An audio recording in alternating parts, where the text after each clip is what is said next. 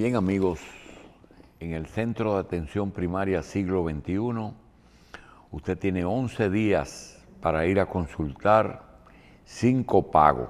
Cualquier cobertura de seguros de SENASA contributivo o SENASA subsidiado. De Humano es la grande de todas las compañías de seguro. Humano, Universal y Palic. Palic es una empresa que, aunque no es la más grande, es una de las empresas que más cuidan de sus asegurados.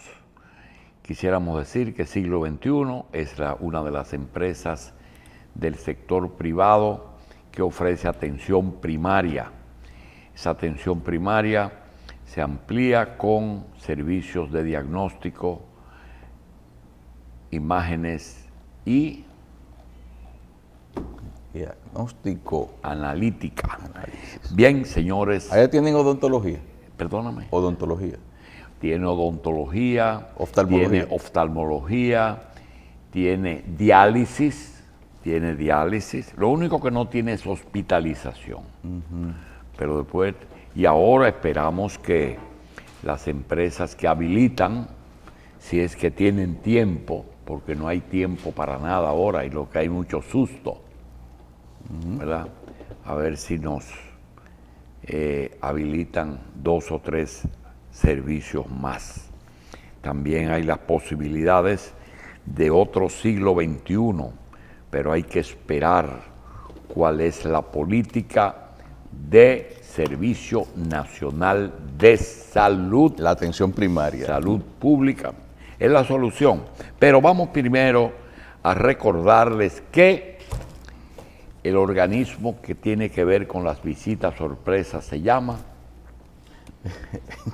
en agricultura. El FEDA. El FEDA. El FEDA. Fondo Especializado de Desarrollo Agropecuario. Pero Luis Abinader no fue a Atomayor con el FEDA, fue con Salud Pública. Y con 30,000 viviendas. Yo creo que ese fue un error de la prensa. Yo creo que estaba hablando de 3,000 viviendas. Porque hasta ahora, si hay una gente que es cuidadosa, es Luis Abinader. Él puede tener algunos problemas, pero ese no es uno de ellos. No creo que él haya estado hablando de 30,000. Decía José, si aquí Tato Bisonó ha hecho 50 en 50 años, no es posible que en 4 se hagan 30. Pero hay mucha expectativa en cuanto al gobierno de Abinader. Sí, pero tenemos que ver, que es el comentario de hoy, de que realmente nosotros tenemos que entender algo. Y mira, yo he sido muy conservador, porque es que no quiero que estas crápulas que andan por ahí repartiendo materia fecal en la cabeza de todo el mundo vayan a pensar que uno está buscando. Vuelvo y repito, no quiero, no necesito y no espero nada de este gobierno, pero sí quiero que tenga éxito, porque es que voy en este avión y yo no puedo promover que este avión se caiga. Quería que no ganaran. Yo quería que no ganaran, pero ganaron y ellos son el gobierno, ¿verdad? Hubo una vez un avión que venía de Puerto Rico y todo el mundo estaba nervioso por una turbulencia. Se está moviendo mucho ahí. No. Y un pasajero, dizque por calmar la cosa, dijo, señores, tranquilo, el capitán tampoco se quiere morir.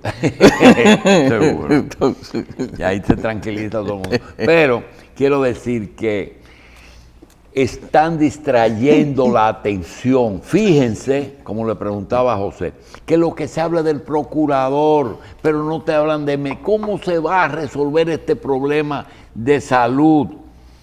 A veces, yo hasta he preguntado, pero este gobierno le quiere dejar un problema al que viene. No, ya hace tiempo que los gobiernos, el que sale y el que va, aunque ustedes no lo crean, están tomando decisiones conjuntas.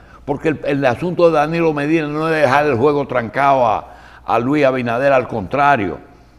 La mayoría de las... Fíjate como Paliza dice, tal cosa no fue consultada, lo que quiere decir que lo otro sí ha sido consultado. Entonces, realmente están tratando lo importante. ¿Cuál es lo importante? Uno de los renglones que el gobierno piensa que puede dar más ingresos es la devolución de bienes robados. Eso no se puede abandonar, tiene que ser así. El que tiene lo ajeno en los bolsillos tiene que darlo. Pero hay otras cosas. Este país todos los días tiene más contaminación. Tiene más contaminación. Y el gobierno que surgió tiene cierta culpa porque presionó mucho para que se abra el país, porque entendía que el gobierno que estaba se beneficiaba de la cuarentena. Y no era así, había que cerrar el país. Y decían, es que hacen campaña de noche. Bueno, pero no es tiempo de revisar eso porque no está de moda. No está de moda, lo que está de moda es lo otro. Y quiero decir, hay una agenda económica, hay una agenda de salud, hay una agenda de empleo, hay una agenda de pandemia, hay una agenda de pobreza, hay una agenda de que ya habrá 1,5 millones de dominicanos sin trabajo. O pero hemos metido una reversa enorme. Estamos, ¿dónde? Estamos en el año 50 en cuanto a desempleo. Fue 20 años que entró, 30 años que entró este país para atrás. Y aquí no se están haciendo programas, sino hablando pendejadas, un grupo de gente. Que, por cierto, tengo algo que decir porque tenemos un invitado que nos va a hablar algunas cosas importantes. Pero quiero decirle lo siguiente, miren, ayer se hicieron 2 nombramientos y los 2 nombramientos merecen un comentario. Limber Cruz, hay unas protestas porque debió ser Faña. Hay un problema que mucha gente no sabe. Tanto Limber Cruz como Faña pertenecen al litoral de Hipólito Mejía y fue Hipólito Mejía el que decidió y le sugirió al presidente electo que como él era, así como Antonio Guzmán le entregó agricultura a Hipólito, jovencito, así está pasando con Luis. Bueno, ingeniero, usted es el que sabe de eso. ¿Quién es el que va? Limber Cruz. Hay un toletero que dice, no, ese administra una finca de Hipólito. No, Limber Cruz es, óigame, Ángel Esteve era el arrocero. El amigo Osmar Benítez era el que suplía Frito Lay de todos los productos que ellos ponen en funditas. Productos que de las papitas y de los platanitos y de los guineitos y de los quesitos. Y Limber Cruz es plátano, Villatapia es plátano, pero además es plátano con preparación, ese señor se preparó y además es del grupo M, es del grupo de Santiago, del grupo que sustituyó al grupo tradicional de Rico. Él pertenece, Limber es del grupo de Félix García, Manuel Estrella, la vicerrectora, que es vicepresidenta de la República, capellán,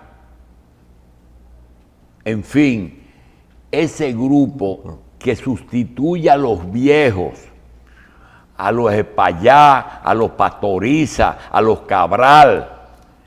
El Limber pertenece a ese grupo. Si usted quiere criticarlo, critíquelo por ahí, pero no por incapaz. Y quiero entonces entrar en el tema que quisiera que ustedes asimilen. Miren, nosotros de este tema vamos a hablar mucho, pero hoy solamente quiero anunciar, y eso va de verdad. Desde la época en que Danilo Medina logró la presidencia en el 2012 se instalaron dos frentes de oposición. Uno dentro de su partido, Leonel Fernández, y otro se sumó en el 2012 de salir de Danilo, salir del PLD y salir de todo lo que significaba esas dos corrientes. Ahí se suma y se armó un acuerdo no firmado. Se puso todo el mundo de acuerdo para en los últimos 4 años, sobre todo en los últimos 4, a pesar de que eso comenzó en el 12 con Leonel, de iniciar un proceso de descrédito y de deterioro, en que a pesar de que le dio mucho trabajo, porque solamente encontraron 2 o 3 elementos, uno del propio partido, que ustedes ven que no podían prescindir de su gente. El PLD no puede a un gobierno sin Alejandrina, sin Monchi, sin Bichara, sin Francisco Javier. Y entonces a usted le daba la impresión de que estaba reeligiendo un gobierno y un equipo. Y esa gente nunca quiso ceder. Hay gente que tiene 20 años en un cargo importante, en un ministerio. Y eso fue lo que se sumó a que no se le diera oportunidad a otra gente, ni siquiera a mucha gente de Danilo. ¿Qué pasó? Que se pusieron de acuerdo sectores de Leonel, sectores de la sociedad civil, sectores de la oposición, para llevar a Luis al poder con medios de comunicación y con todo. Esa gente,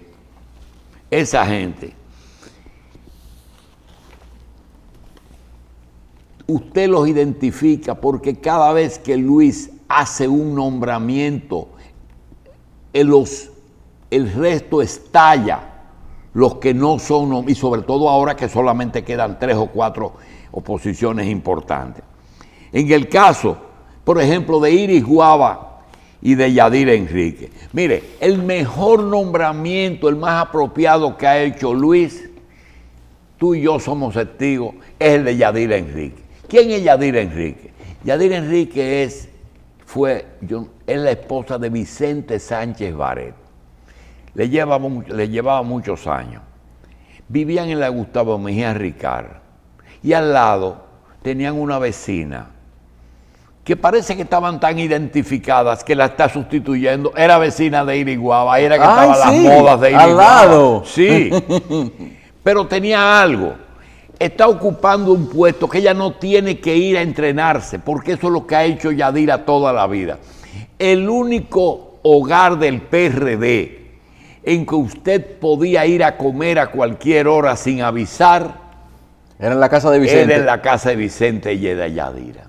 Así que es el mejor cargo darle. Repartir comida. Pero ahí repartir comida es lo que ella ha hecho toda la vida. Tú ibas a cualquier hora a desayunar, siéntate ahí. A comer, siéntate ahí. Siempre había un caldero para los compañeritos. Un comedor económico. Exactamente, no gratis. Gratis. ¿Verdad? Sí. Había un tercer vecino que era Winton Arnaud y Juan López, porque ese era un barrio blanco. Sí. Balaguer se lo dejó vacío, pero construido. Antonio Guzmán, entonces ahí vivían. Ahí Antonio Guzmán puso todo su gabinete. Sí. Vicente, Winton, sí. Juan López, todo ese grupo vivía ahí. Entonces, ese es un nombramiento bueno. Pero en el caso de Limber, ya dije que no es justo que estén diciendo eso. Por otra parte, ese equipo que sin hacer sin firmarlo, se pusieron de acuerdo. Miren, o le asignaron o se autoasignaron. Yo no quiero decir los nombres, los temas. Aquí hay gente que son especialistas en Catalina, pero Catalina se dividió en el tema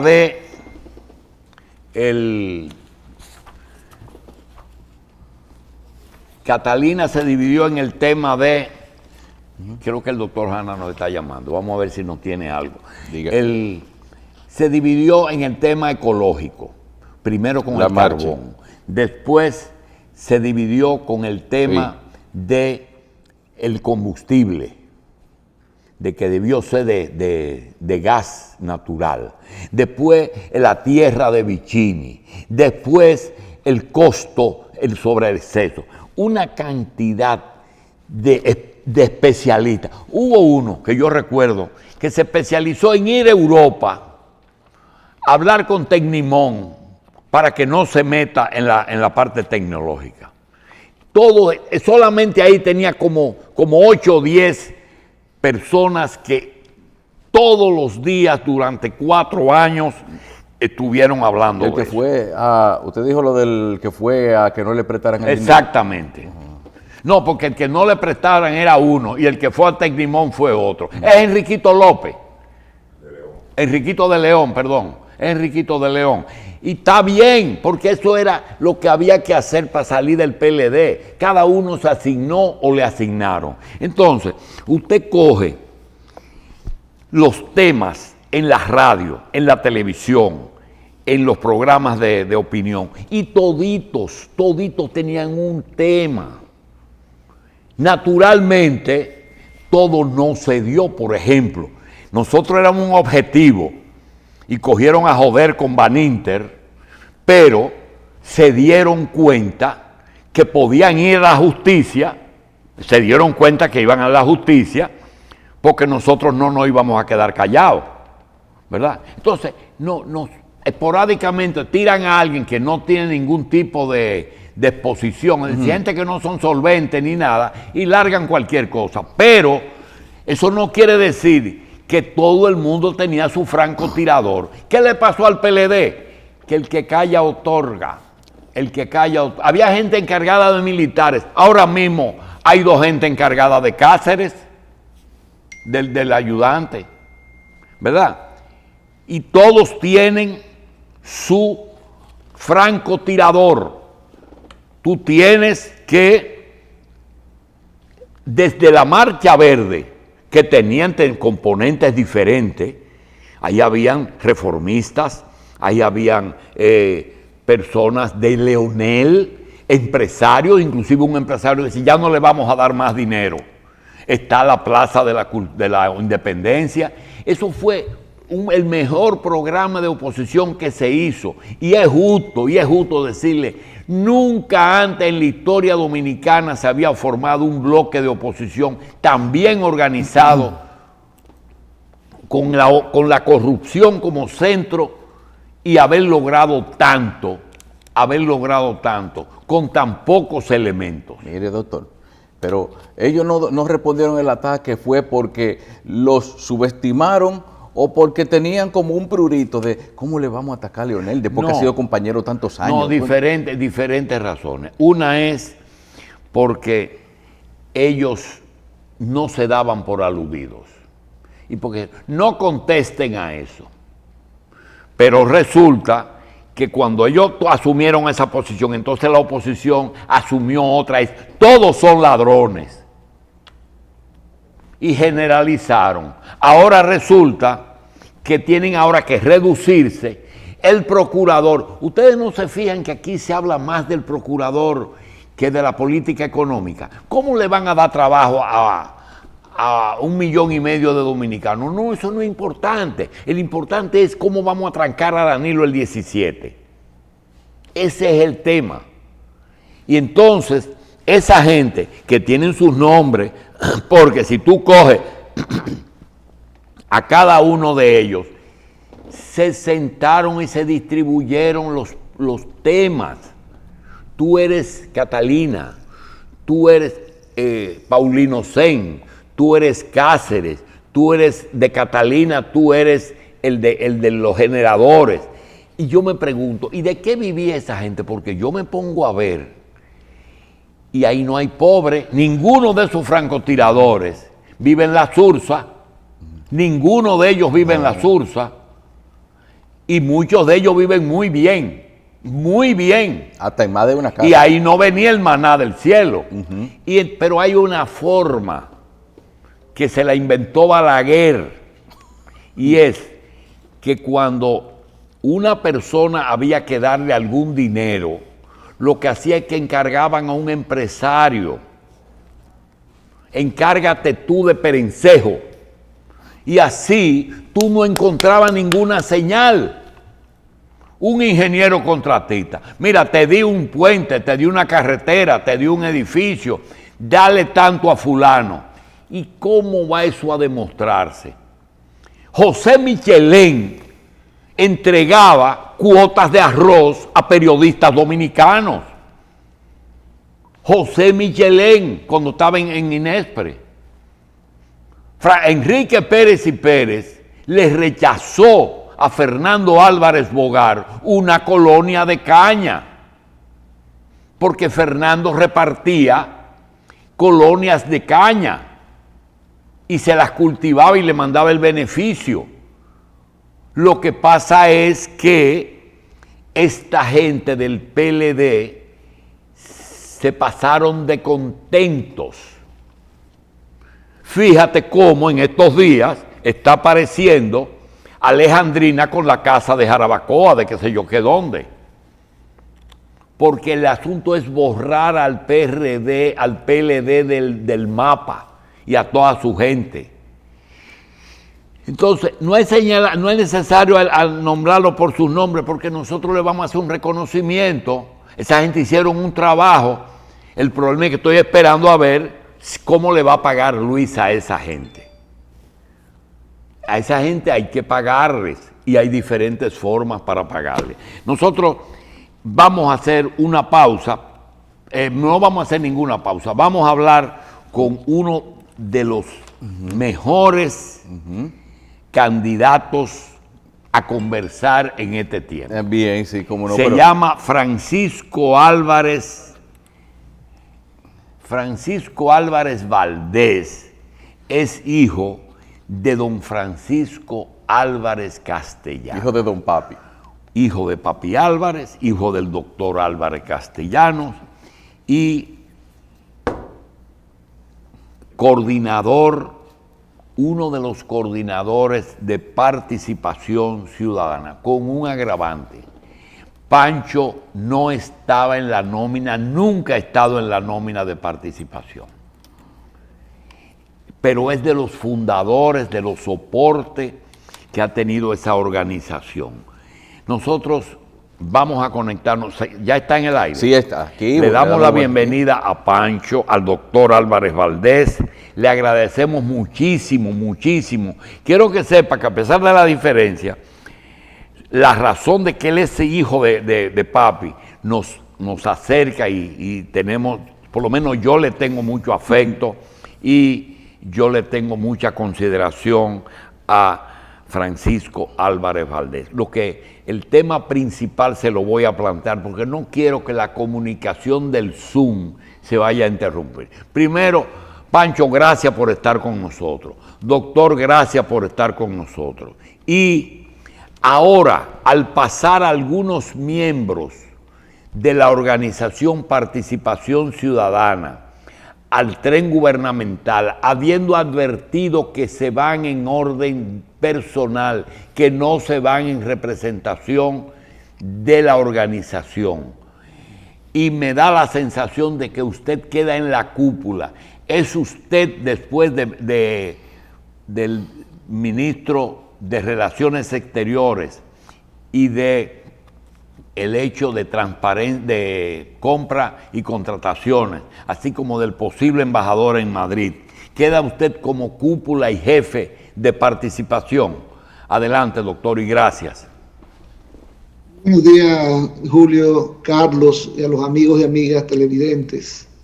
Gracias por la oportunidad de poder llegar a su público y precisamente aclarar temas que usualmente permanecen confusos, ¿no? Pues en primer lugar, no se pinta el panorama dentro de la organización como tú lo estás señalando. Yo entré a Participación Ciudadana en el año 1998. ¿90? Participación 98. Participación ya tiene 27 años, desde el año 1993, cuando se fundó. Ay. Yo estaba trabajando como directivo de la Asociación Nacional de Jóvenes Empresarios. Fíjense que ha pasado el tiempo porque dejé de ser joven, ¿no? Y por tanto de pertenecer a esa organización. ¿Y el doctor Isa entró con usted o ya estaba? ¿Perdón? El doctor Tony Isa Conde, ¿estaba allá? Tony Isa fue el primer coordinador general de participación ciudadana. Y ya, bueno, ya no estaba en participación de manera muy activa cuando yo ingresé en el año, repito, 1998. Pero Tony Isa ha sido ministro y ha tenido posiciones importantes, primero en el gobierno de Leonel Fernández y luego, bueno, en el de Danilo Medina, en el del PLD, pero ha sido el único coordinador que ha tenido funciones públicas, ¿no? Ramón Tejada Holguín, por ejemplo, dirige la DIAPE y fue coordinador de participación ciudadana. Te puedo seguir mencionando, Santiago Sosa está hoy en el Tribunal Superior Electoral, que por cierto, tribunal que ha hecho un excelente trabajo a raíz durante este proceso electoral, ¿no? En fin, son varias las personas de participación, se han destacado en participación, que han pasado al sector público y prácticamente todas a los gobiernos PLDistas. Ahora ocurre que, pues, Roberto Álvarez, que fue coordinador de participación, pero que igual que Tony, igual que Ramón, tenía un tiempo distanciado de la organización, tengo que decirlo así mismo. Ya él no participaba en los grupos de trabajo, de participación, en las comisiones de trabajo desde hace varios años. Doctor, y en las funciones, a partir del 98, ¿cómo era su trabajo? ¿Usted trabajaba en proyectos específicos, por ejemplo, de justicia, o eran globales de la organización completa? Miren, en el 98, vamos un año antes, en el 97, se elige la Suprema Corte de Justicia encabezada por Jorge Suero, ustedes recordarán, y yo estaba trabajando en ANGE, que estaba asociada a Participación Ciudadana o Participación Asociada a ANGE, sector empresarial, sector social, luchando por una nueva Suprema Corte de Justicia. Ahí conocí yo a Participación Ciudadana. Y tan pronto terminó ese proceso, me inscribí en la organización. Estoy hablando, repito, doctor, del año eso en el 98, ¿eh? En el 98. 98. Doctor, incluye ahí ahora mismo una respuesta. Quizás, y me lo dicen mis compañeros, que yo me excedo en la pronunciación de un ex amigo, porque nos alejamos mucho, éramos muy amigos, de Juan Bolívar. ¿Qué papel ha desempeñado Juan Bolívar Díaz desde la fundación de la organización hasta hoy día? Voy a comenzar por hoy día y voy a ir hacia atrás. Sí. Juan Bolívar nos ha hecho muchísima falta en Participación Ciudadana, porque nunca había conocido una persona tan dedicada a las cosas a las que se emplea, ¿no? O sea, Juan Bolívar Díaz, ¿qué hacía Juan Bolívar? Pertenecer a las comisiones de trabajo como voluntario, nunca recibió un solo centavo de participación ciudadana y era, pues obviamente, uno de los motores principales de la organización a la hora de producir ideas, de producir documentos y de trabajar dentro de la organización. Y por eso digo que nos hizo muchísima falta, porque Juan, para este proceso electoral, decidió que quería cambiar de rol. Si estás en participación, eres observador del proceso electoral. Pero un observador del proceso electoral no puede estar con un plan de sacar a alguien del gobierno, a un partido del gobierno. Eso no puede, la organización no puede tomarlo como una tarea de trabajo, porque se dedica a observar los procesos electorales. Y esa observación tiene que ser independiente, tiene que ser neutral. Y por eso Juan Bolívar tomó una licencia dentro de Participación Ciudadana, no ha regresado hasta el día de hoy todavía, para poder dedicarse a una organización, un espacio que se creó, que luchaba precisamente por un cambio dentro del Estado dominicano, el manejo del gobierno dominicano. Por eso digo, hasta el día de hoy Juan todavía no ha retornado de su licencia y nos ha hecho muchísima falta. ¿Y cómo se siente? Varias personas hemos tenido que ocupar el espacio que él ocupaba en términos de trabajo. No, está claro, doctor. ¿Cómo se siente usted dentro de Participación? ¿Usted se siente que está en un movimiento patriótico, en un movimiento de presión al gobierno por una transparencia y una eliminación de corrupción y de malas costumbres que el populismo ha llevado a nuestras organizaciones políticas, a todas, o realmente es la semilla para iniciar un proceso de conversión en una organización política decente? Bueno, ya tenemos 27 años. Yo creo que ya no vale la pena que le dediquemos tiempo a aquella idea que surgió por allá por las elecciones en el 96, de que participación, 95 y 94, de participación lo que estaba preparándose era para convertirse en un partido político. Yo creo que 27 años después podemos echar ese tema a un lado porque no existe ningún interés en la organización ni en ninguno de sus miembros y de sus voluntarios de convertirla en una organización partidaria. Y la gente dice, ¿pero a quiénes representan ustedes? A nuestros miembros y a nuestros voluntarios. A más nadie.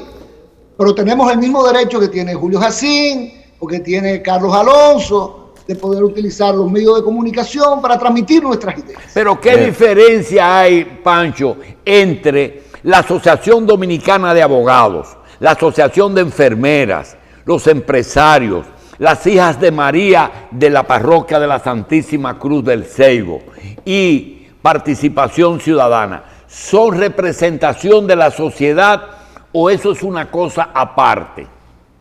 No, es que nosotros no representamos a la sociedad. Para representar a la sociedad hay que ir a elecciones y hay que salir electo, ¿no? Como el presidente electo Luis Abinader. Él va a representar a la sociedad como presidente de la República a partir del 16 de agosto. Participación no aspira a eso. Participación trabaja ideas, es un movimiento cívico, tú dices patriótico. ¿Cómo se defiende la patria? Eso es lo primero que habría que definir, ¿no? Pues nosotros la defendemos, por ejemplo, con los temas de transparencia. Participación Ciudadana es el capítulo nacional de Transparencia Internacional, que es la organización más fuerte en lucha contra la corrupción y la impunidad en el mundo entero. Y nosotros somos el capítulo, repito, de Transparencia Internacional. Y doctor, perdóneme, doctor, una vez le preguntamos a un abogado que trabajaba con los derechos humanos, con el respeto de los derechos humanos, y nos confesó que su accionar estaba en vigilar sobre todo las acciones de los organismos represivos para que no se excedan, que era muy específico, gobierno, policía, ejército, es decir, que el respeto a los derechos humanos.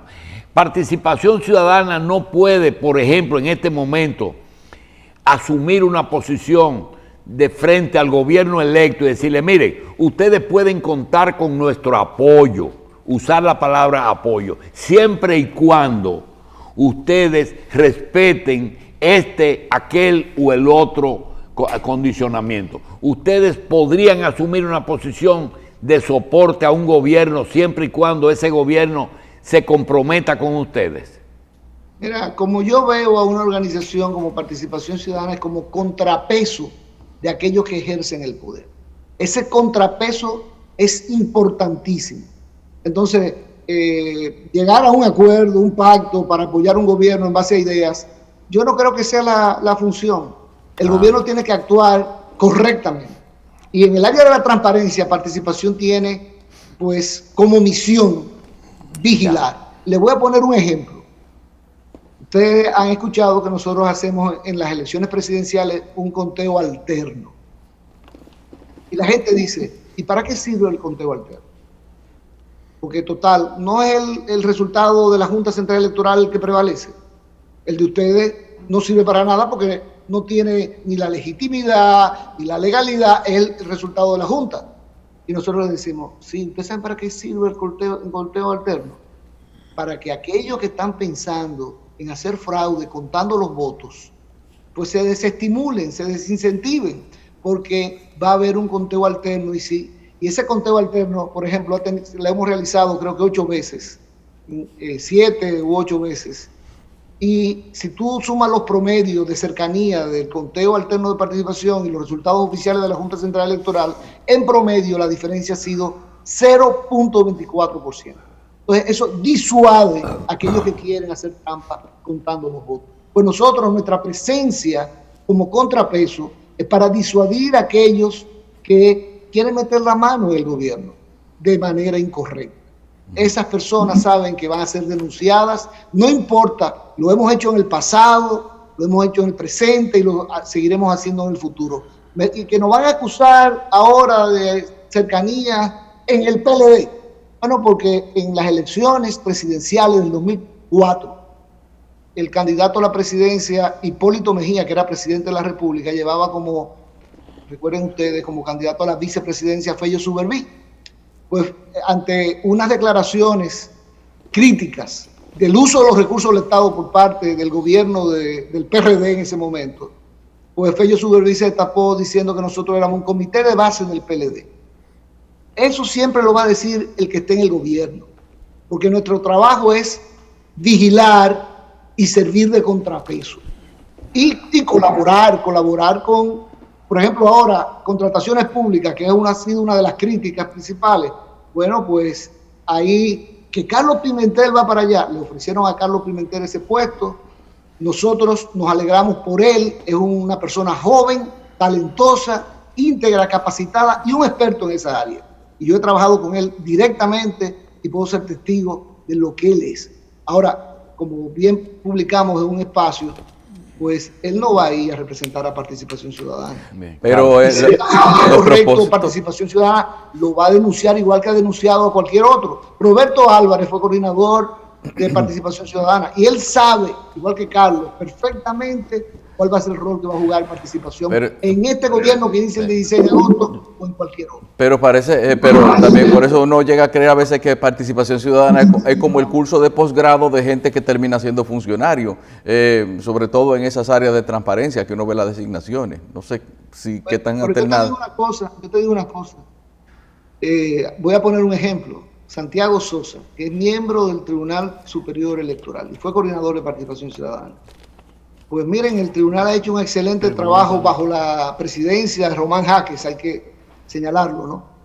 El pleno de ese tribunal ha hecho un excelente trabajo que merece que se diga, porque nada más se critica a la gente cuando hace algo mal.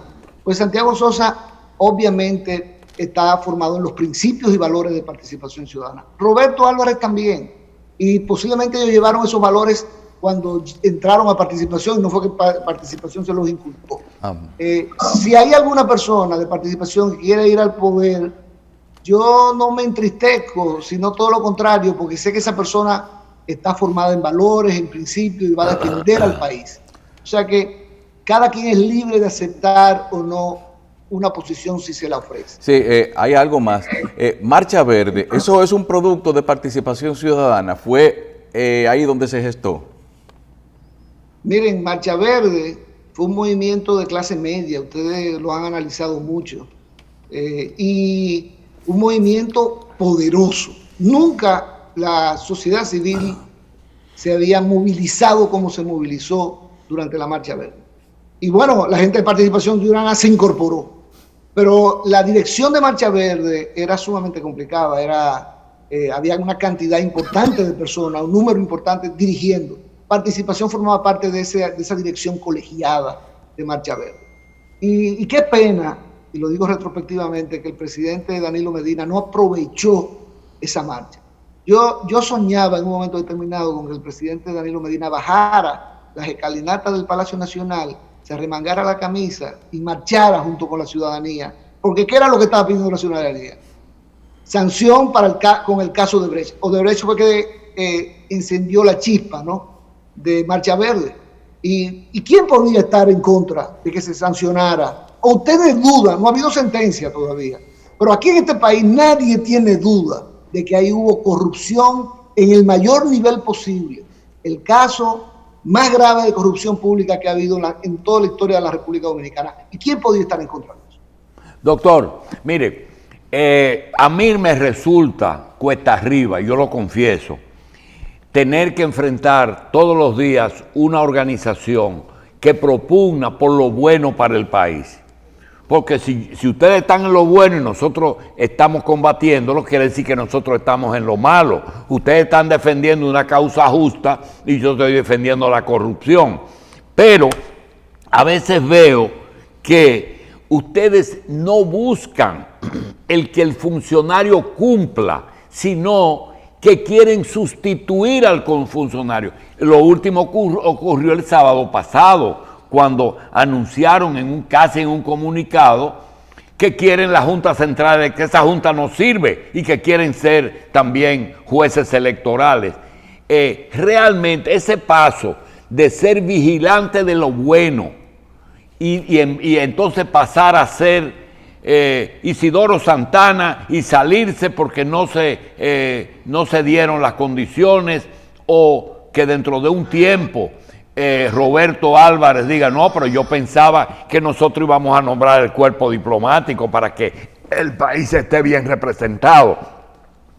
¿Cuál es la diferencia entre vigilar una buena gestión y querer sustituir a la gestión sin tener los votos y sin ser una organización política? Bueno, lo primero es que nunca pretendemos sustituir a ningún funcionario público. Ahora, obviamente, si el funcionario público hace algo que nosotros entendemos que debe ser criticado, lo criticamos. Y muchas veces aportamos ideas, se acojan o no, para tratar de mejorar pues, la gestión pública. Pero miren, ese tema de la independencia, que está muy de moda ahora con el Procurador General de la República, Luis Abinader se comprometió a nombrar un procurador independiente. Y hay mucha gente diciendo, independencia de que bajo el modelo constitucional actual el procurador no puede ser independiente, o sea que eso es un disparate. Pues no, eso no es ningún disparate. Y Luis Abinader sabe lo que está diciendo cuando dice, va a ser independiente porque yo no le voy a dar instrucciones. Ahora usted dirá, pero lo puede destituir, entonces no es independiente. Sí, Isidoro Santana era y sigue siendo una persona independiente. 3 veces coordinador de participación ciudadana y otro de los miembros connotados de participación que pasó a una función pública en un gobierno PLDista.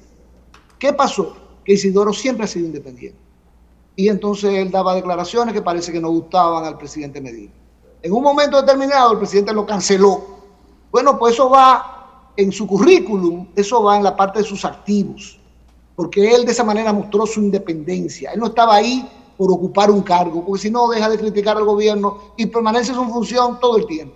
Pues no, él es independiente. Y queremos un procurador que sea como Isidoro en cuanto a la independencia, que sencillamente no acepte que nadie le trace pauta, en primer lugar, y que si eso le vale la destitución por decreto, que lo destituya. Bien. Ustedes recuerdan el caso de Virgilio Bello Rosa, ¿no? Sí. Prefirió renunciarle al presidente Hipólito Mejía antes que, no sé qué fue lo que ocurrió en detalle ahí. Impunidad a todos los presidentes. Impunidad, ningún presidente debe caer preso, y él se fue.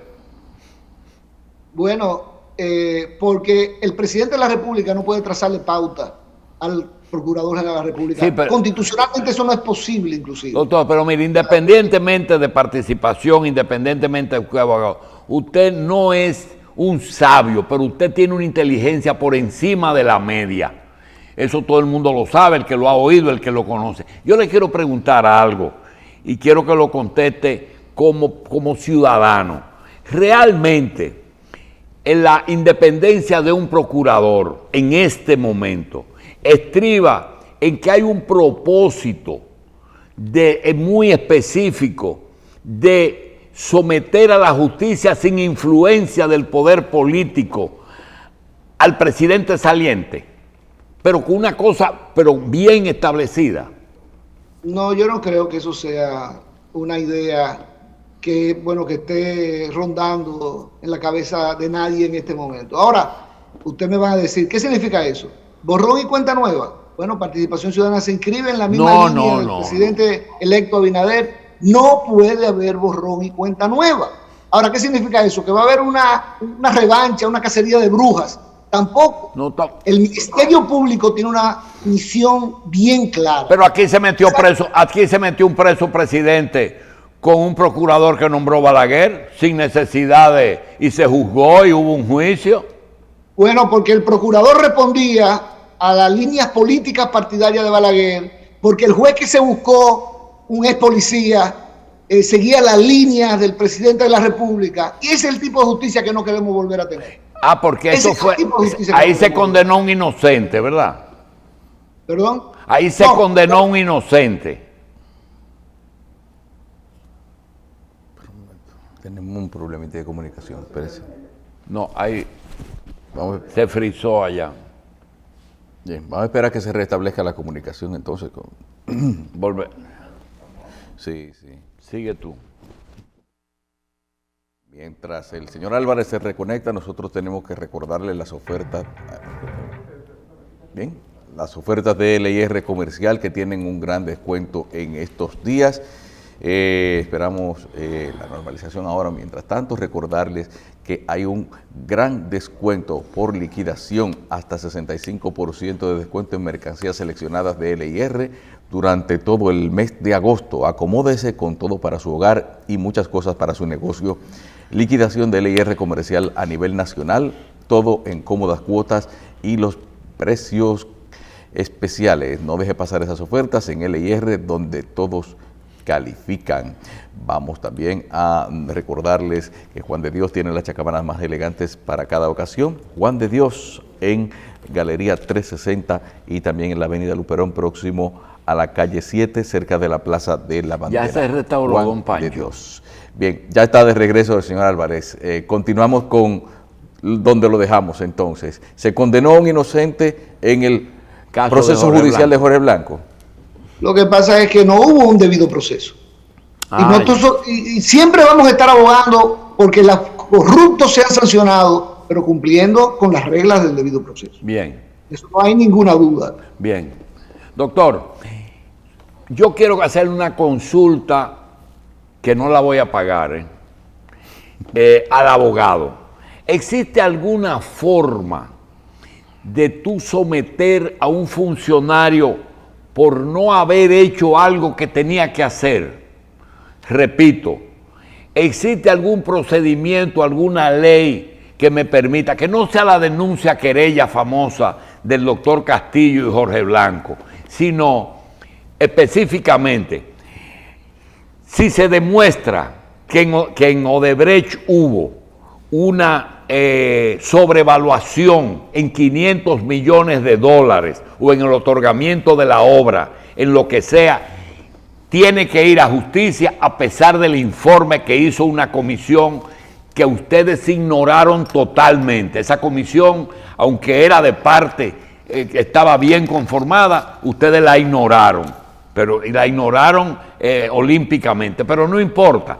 ¿Existe algún mecanismo? Yo voy a la oficina de Pancho Álvarez y digo, doctor, yo quiero someter al doctor Leonel Fernández porque su obligación era hacer la planta de Catalina, crear 750 megas, y él no me puede decir ni a mí ni al país por qué no la realizó. Es decir, o ceguera voluntaria o falta de voluntad. ¿Existe algún mecanismo que un ciudadano pueda quejarse ante un funcionario de que no hizo para lo que yo lo elegí, cumplir y hacer cumplir?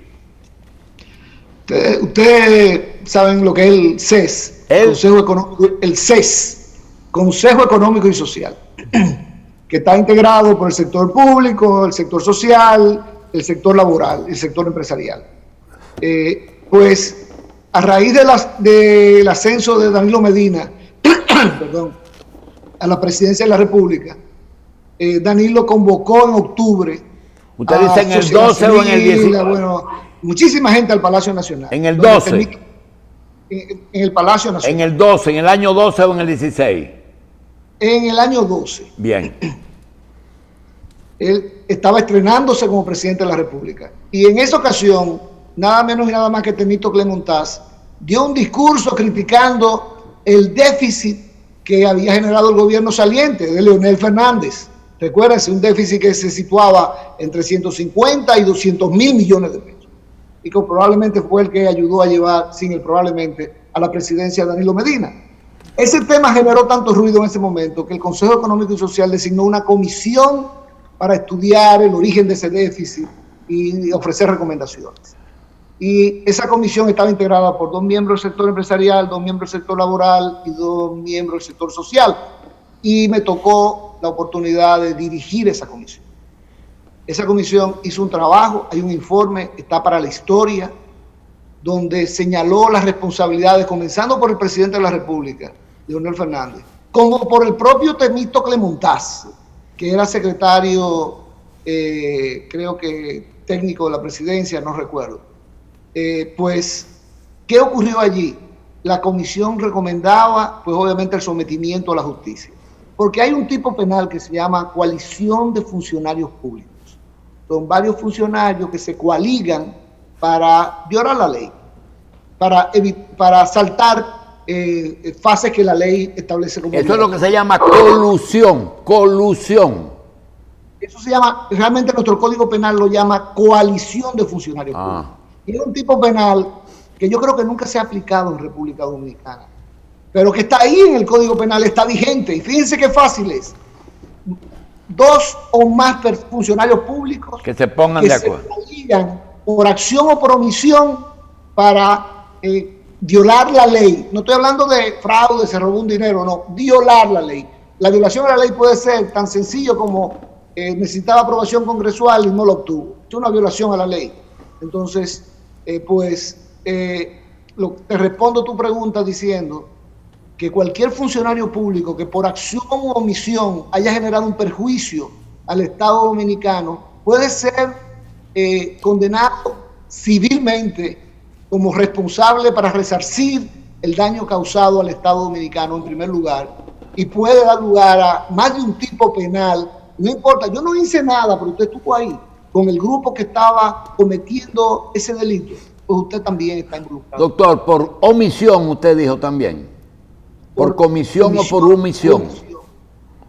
Comisión u omisión. Ah, bien. Doctor, fue parte de lo que se involucró en hacerlo, o estaba parqueado en las gradas viendo cuando se cometía el crimen y tenía usted una obligación como funcionario público que no ejerció.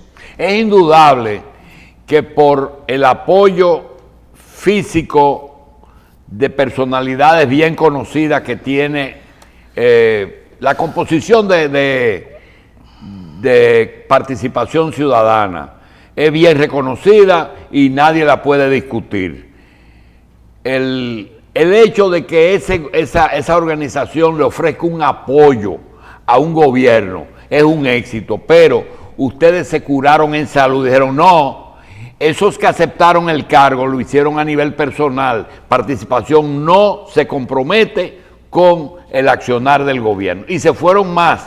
Alguno dijo, si en un tiempo prudente el gobierno no inicia un acto de persecución real de la corrupción y sobre todo de la falta de transparencia que hubo en el gobierno, nosotros estamos dispuestos a iniciar también una lucha contra este gobierno que nosotros ayudamos a subir.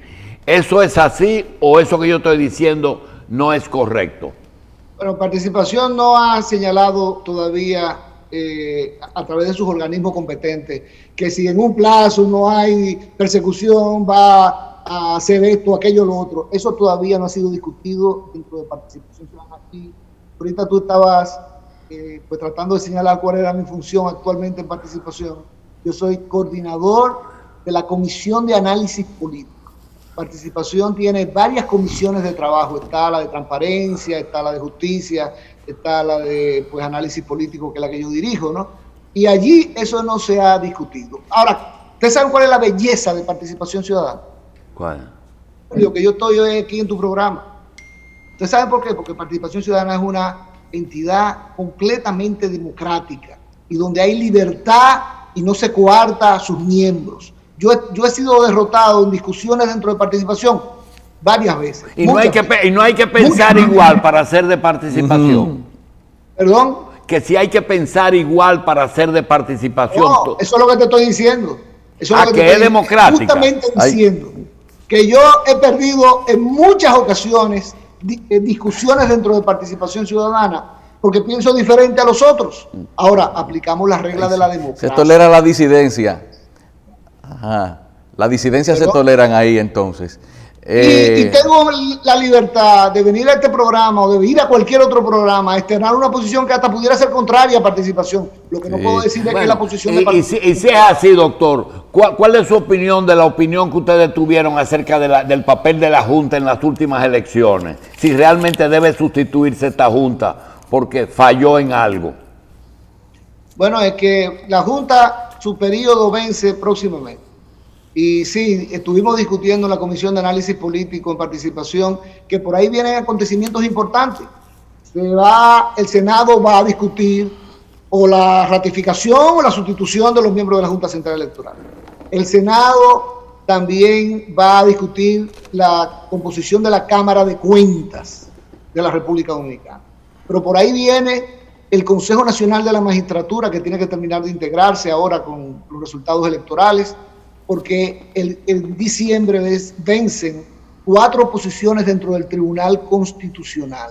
Pero además vence el periodo también del Tribunal Superior Electoral y es tarea del Consejo Nacional de la Magistratura. Como ven, tenemos una agenda cargada desde el punto de vista institucional y reconocemos que la primera prioridad es la salud, la segunda la economía y la institucionalidad tiene que estar en la primera, en la segunda y siempre. Bien. Porque no se puede relegar la institucionalidad por un lado porque hay una pandemia, entonces vamos a violar la ley, porque hay una... No. O sea, hay una ley de compras y contrataciones y usted en medio de la pandemia tiene que utilizar los mecanismos que establecen. Doctor, el deseo, los pronunciamientos y el trabajo que ha hecho Participación en cuanto al área de la justicia y de las altas cortes, nosotros entendemos que es un trabajo justo porque aquí no solamente ha habido fallas, por no decir corrupción, en el Poder Ejecutivo. Aquí se ha fallado en el Poder Judicial, en el Poder Legislativo ni hablemos. La pregunta específica es la siguiente. En el caso de las altas cortes, Tribunal Superior Electoral, Junta Central Electoral, Tribunal Constitucional, Suprema Corte de Justicia, Cámara de Cuentas, por lo menos en esas 5 organizaciones, ustedes tienen como meta o influir de manera importante en la elección de los miembros o que eso se lo entreguen a Participación para que ustedes lo manejen, lo dirijan. Yo creo que ningún gobierno nos ha entregado nada y nos ha dejado hacer pura y simplemente. Ningún gobierno, de ningún partido. Participación se ha tenido que ganar pulgada a pulgada el derecho a opinar, porque no es más que eso, y el derecho a proponer. No es más que eso, Julito. Tú vives en ese micrófono proponiendo cosas, analizando temas. Ese es el derecho que te da la Constitución, el mismo derecho que tenemos nosotros, pero de manera organizada, de también proponer. Sí, con una diferencia, doctor Álvarez, con una diferencia. Yo puedo pasarme el día entero hablando pendejadas, a mí nadie me hace caso, pero si usted y Juan Bolívar hablan inmediatamente, o le dan una explicación, o inmediatamente.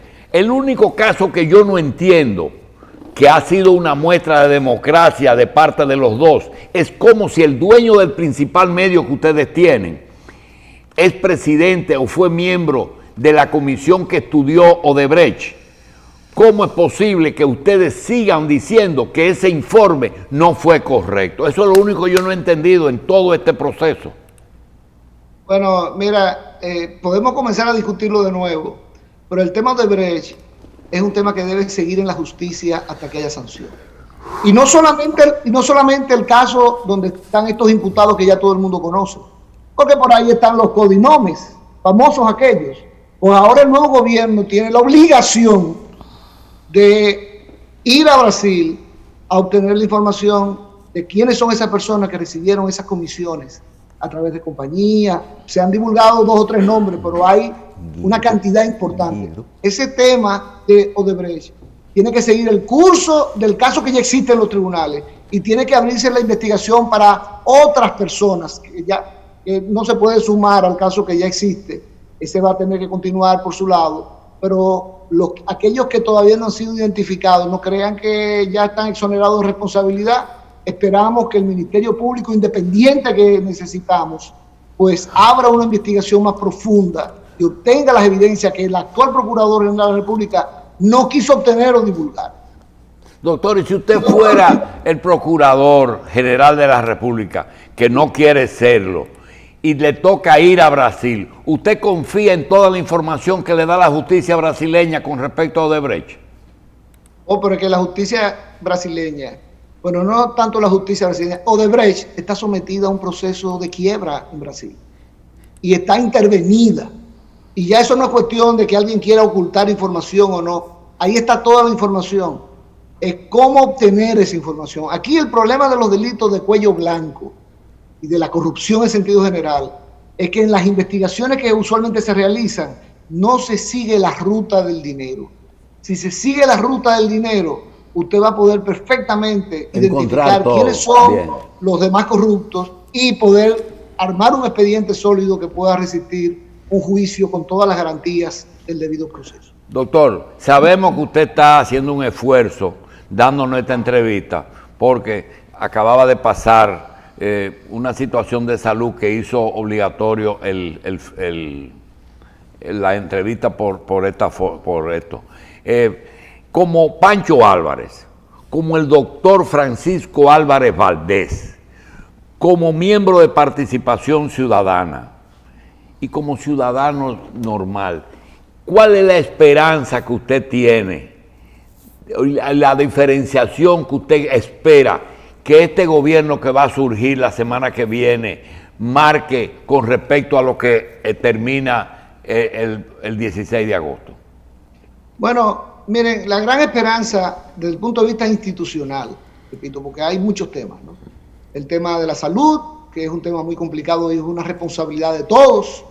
El tema económico, porque hay cientos de miles de personas, más de 1 millón suspendidas y ya hay 300, 400 mil personas desempleadas adicionales que han perdido su trabajo. Pues el tema económico también es una gran responsabilidad de todos, ¿no? Pero la gente relega el tema institucional y los gobiernos comienzan en campaña hablando de la lucha contra la corrupción y luego se van desgastando. Yo me recuerdo que un PLDista muy connotado me dijo a mí que la corrupción es inevitable porque es lo que permite la gobernabilidad. Y yo me llevé la mano a la cabeza y le decía, o sea que tiene que haber corrupción para que haya gobernabilidad. Me decía que sí, claro, determinada cantidad de corrupción. Y yo decía, eso no es así, que haya esa idea de que, bueno, eso es herencia de Joaquín Balaguer. Joaquín Balaguer, la corrupción se paraba en la puerta de su despacho, pero él corrompía a todo el mundo para tenerlo controlado. Y él lograba gobernabilidad precisamente a través de frases como no toque esa tecla. ¿Qué significaba eso, no? Entonces, realmente nosotros vamos a estar muy pendientes de las promesas del presidente electo. Bien. Y del tema de la institucionalidad. Bien. Y quiero agregar, no me quiero salir del tema sin señalar que tú comenzaste el programa diciendo que cuál era mi función dentro de participación, ya yo la expliqué, pero quiero agregar que hay participación ciudadana, hay una cantidad importante de voluntarios que no reciben un solo centavo, que están en el Consejo Nacional, en el Comité Coordinador, que llegan a la Coordinación General de Participación Ciudadana, que es un sacrificio enorme porque hay que dedicarle muchísimo tiempo y no se recibe un solo centavo por ese trabajo. Bien. Y esos miembros de la Comisión de Análisis Político, por ejemplo, que no importa, yo propongo algo y repito, la mayoría de las cosas que propongo termino siendo derrotado, pero lo acepto como parte de la democracia y seguimos trabajando. Bien.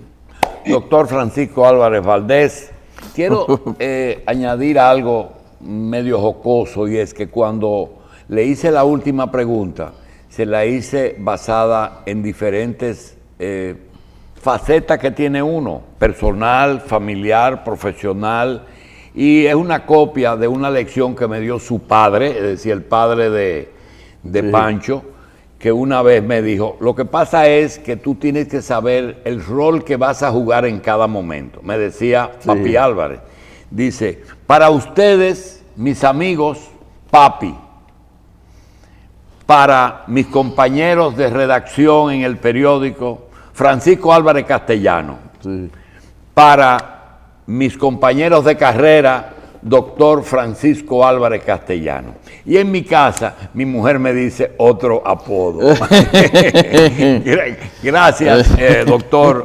muy amable con estar Sí. con nosotros. Gracias. Cómo no,